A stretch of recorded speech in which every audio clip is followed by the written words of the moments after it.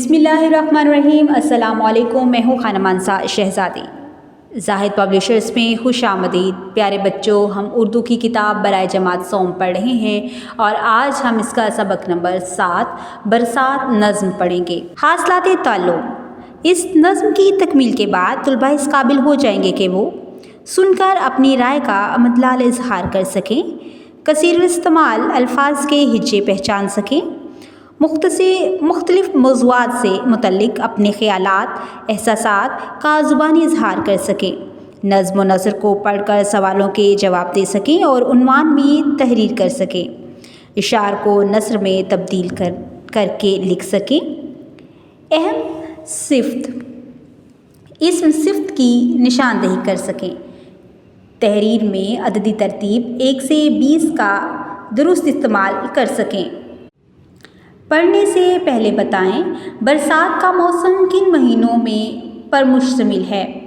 क्या आप जानते हैं बरसात के मौसम में बहुत ज़्यादा बारिशें होने की वजह से नशेबी इलाके ज़ेरे आब आ जाते हैं और सैलाब जैसी सूरत हाल पैदा हो जाती है। खास अल्फाज: आहट, सनसनाहट, मीह, धनक, फुदकने। वो देखो ऊँची काली काली घटाएं हैं, चारों तरफ छाने वाली घटाएं। घटा के जो आने की आहट हुई, हवा में भी एक सनसनाहट हुई। घटा आन कर मी जो बरसा गई, तो बेजां मिट्टी में जां आ गई। ज़मीं सब्ज़े से लहलहाने लगी, किसानों की मेहनत ठिकाने लगी। जड़ी बूटियाँ पेड़ आए निकल, अजब बेल बूटे अजब फूल फल। हर एक पेड़ का एक नया ढंग है, हर एक फूल का एक नया रंग है। ये 2 दिन में क्या माजरा हो गया कि जंगल का जंगल हरा हो गया। जहाँ कल था मैदान चटल पड़ा, वहाँ आज है घास का बन खड़ा।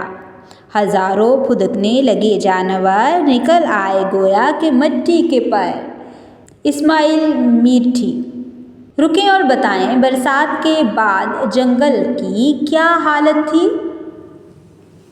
प्यारे बच्चों, आज हमने नज़्म पढ़ी है बरसात और इसमें मुश्किल अल्फाज को भी हमने गौर से पढ़ा है।